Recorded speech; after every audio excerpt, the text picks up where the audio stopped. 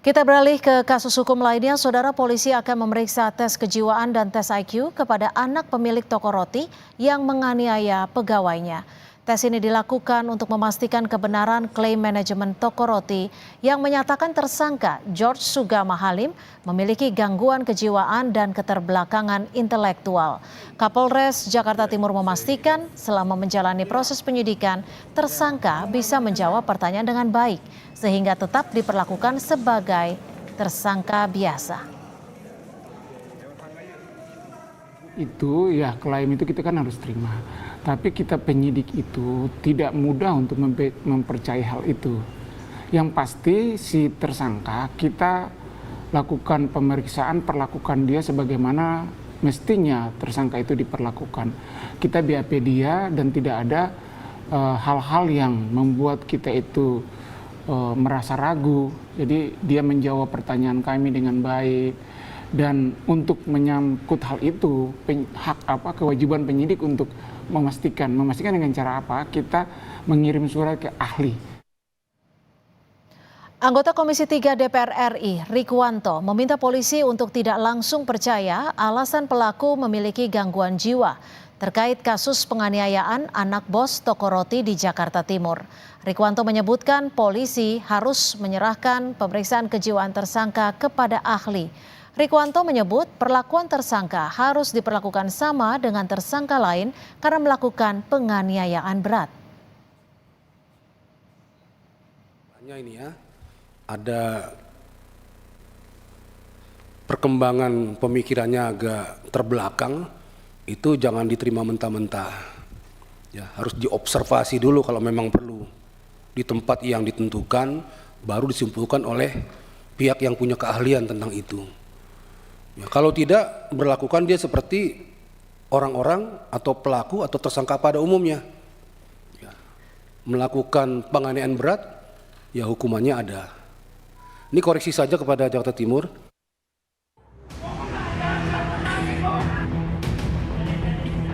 Viral dulu, baru kemudian cepat gerakannya. Ini juga pelajaran bagi kepolisian. Dia setiap ada info selalu ke rumah dan minta duit. Mama saya sampai jual motor. Jual motor? Kasir toko roti bercerita sulitnya mencari keadilan setelah ia menjadi korban penganiayaan anak pemilik toko roti tempat ia bekerja.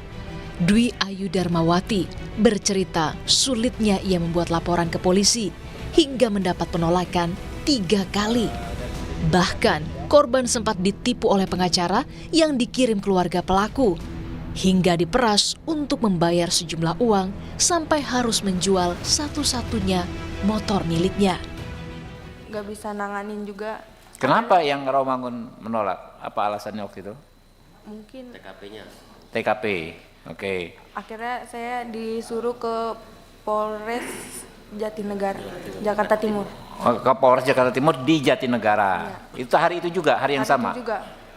Jadi hari itu Mbak bolak-balik ke 3 kantor polisi? Iya, saya tanya tentang gimana kelanjutannya, dia selalu jawab sedang diproses. Ke si pengacara itu, yang dikirim si itu? Atau pengacara lain berikutnya? Pengacara kedua? Iya. Sama juga dari Polda juga ngakunya, bukan? Bukan. Oke. Di situ dia setiap ada info selalu ke rumah dan minta duit.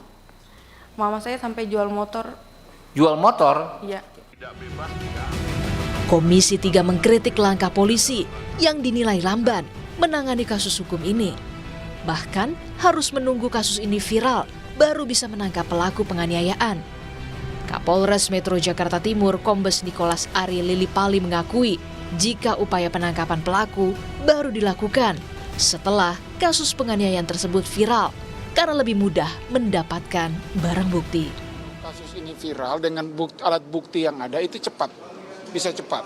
Karena pada saat pelaporan yang terjadi pada tanggal 18 Oktober kepada pihak Polres Metro Jakarta Timur itu tidak diberikan keterangan-keterangan ataupun dilampiri dengan foto-foto dan video yang viral saat ini. Jadi kami menanganinya layaknya kasus-kasus pidana umum biasa lainnya. Jadi butuh proses tahap penyelidikan, penyidikan sampai upaya-upaya hukum yang harus kita lakukan. Sementara itu, TNI Angkatan Darat merespon beredarnya foto tersangka George Sugama Halim dengan anggota Puspomat yang ramai di media sosial. TNI Angkatan Darat membantah anggotanya jadi backing George.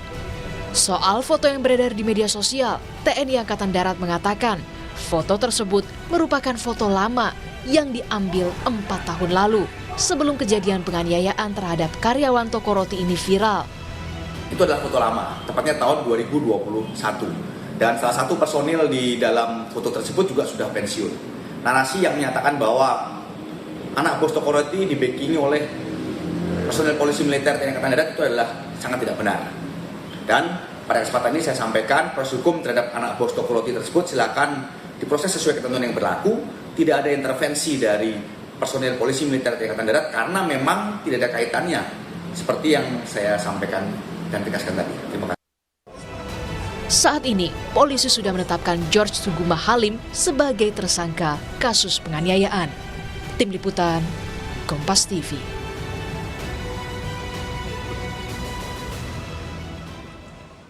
Lalu apa urgensi polisi memeriksa kejiwaan tersangka penganiaya pegawai toko roti? Kami akan bahas bersama psikolog forensik Reza Indragiri. Selamat petang Mas Reza, terima kasih sudah berbagi di Kompas Petang sore hari ini. Mas Reza, saya langsung saja. Ini kan polisi sebenarnya sudah mengantongi bukti kuat. Ada video yang begitu detil terjadinya penganiayaan dan juga pengakuan tersangka. Apakah sebegitu urgent harus dilakukan pemeriksaan kejiwaan juga bagi tersangka? Sebetulnya tidak, karena pertanyaan nomor 1 pun yang harus dijawab oleh pihak terperiksa adalah apakah Anda dalam keadaan sehat. Dan sekiranya penyidik bisa melihat bahwa terperiksa ini mampu menjawab sesuai dengan pertanyaan yang diajukan, maka tidak ada urgensi untuk melakukan pemeriksaan psikologis itu. Namun, sekiranya penyidik menangkap tanda-tanda atau indikasi kendala dalam komunikasi dan kendala itu barangkali berkaitan dengan kondisi kejiwaan terperiksa, maka memang masuk akal juga sekiranya penyidik memutuskan untuk melakukan pemeriksaan terhadap yang bersangkutan. Tapi saya ini orang forensik, bukan orang klinis. Alhasil, cara pandang saya terhadap suatu kasus barangkali akan terdengar agak keji, bahwa ketika dihadap-hadapkan ke saya antara isu penegakan hukum dengan isu tentang kondisi kejiwaan tertentu, termasuk abnormalitas tertentu, maka saya akan memprioritaskan isu penegakan hukumnya. Dengan kata lain, saya akan berpikir tentang bagaimana terperiksa ini bisa menjalani proses pertanggungjawaban pidana. Ya. Itu yang menjadi pokok pikiran terdepan saya. Artinya kalau ini kan korban sendiri sudah menyebut bahwa pelaku atau tersangka bisa melakukan pekerjaan bahkan memimpin cabang toko roti di salah satu wilayah. Apakah ini sebenarnya juga sudah bisa membuktikan bahwa tidak ada gangguan kejiwaan terhadap tersangka? Ada 2 hal yang bisa saya berikan sebagai tanggapan. Pertama, karena kita sedang tidak berbicara semata-mata tentang orang yang konon memiliki kondisi kejiwaan tertentu, tapi kita sedang berbicara tentang seseorang yang diduga sudah melakukan pidana, maka tidak tertutup kemungkinan orang yang melakukan pidana akan menggunakan siasat atau strategi hukum agar lolos dari pertanggungjawaban pidana. Itu poin pertama. Jadi melakukan malingering guna mengadali atau menyiasati proses hukum.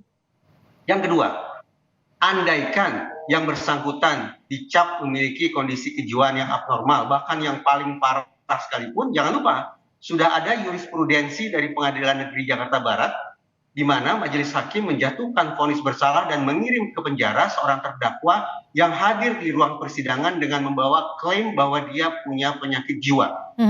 Ini menunjukkan bahwa otoritas Mahkamah Agung sekarang lebih restriktif atau lebih ketat lagi terhadap insanity defense, terhadap klaim-klaim bahwa seorang terdakwa memiliki kondisi kejiwaan yang barangkali mereka harapkan akan menjadi modal bagi mereka untuk lolos dari jerat hukum. Jadi kemungkinan malingering atau pura-pura sakit untuk menyiasati hukum.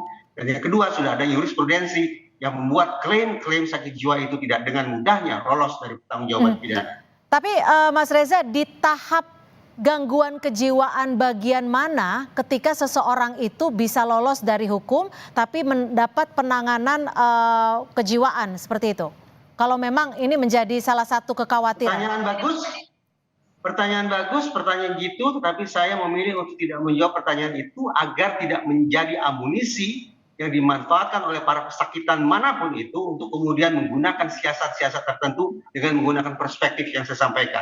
Justru saya ingin mengingatkan isi pasal 44 ayat 2 KUHP yang acap kali juga dikesampingkan oleh otoritas penegakan hukum, bahwa ketika seorang pesakitan atau terdakwa atau bahkan tersangka dianggap memiliki kondisi kejiwaan yang sifatnya abnormal, klaim itu tetap diposisikan sebagai klaim sepihak. Pasal 44 ayat 2 mengharuskan bahwa setiap orang yang sudah ditetapkan sebagai tersangka misalnya tetap dibawa ke ruang sidang agar bisa diuji oleh hakim.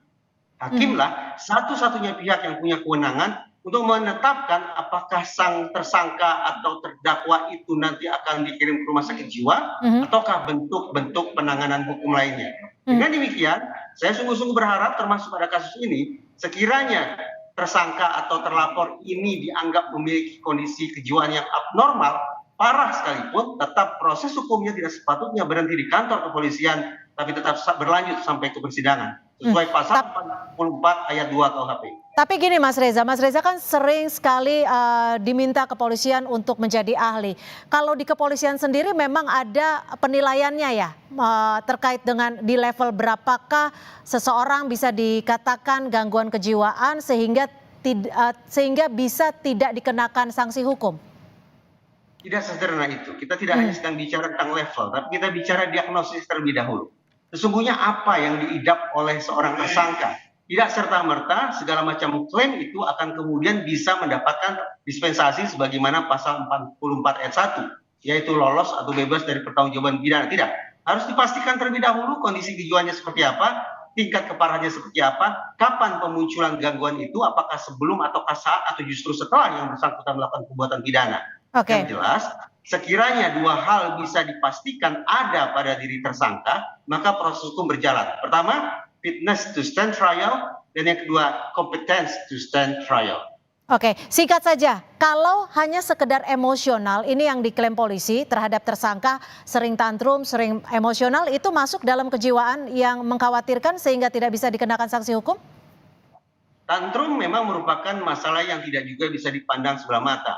Tetapi sepanjang yang bersangkutan tidak ditantrum, tapi mampu menggunakan akal sehatnya untuk menjawab pertanyaan, untuk berkomunikasi dengan baik, memahami hal-hal yang diajukan kepada dirinya, maka menurut saya proses pertanggungjawaban pidana tetap harus berjalan. Seorang anak kecil bisa tantrum, orang yang mengalami hambatan perkembangan juga bisa tantrum. Tapi sekali lagi, tidak serta-merta klaim tantrum itu akan membuat yang bersangkutan lolos dari lubang jarum.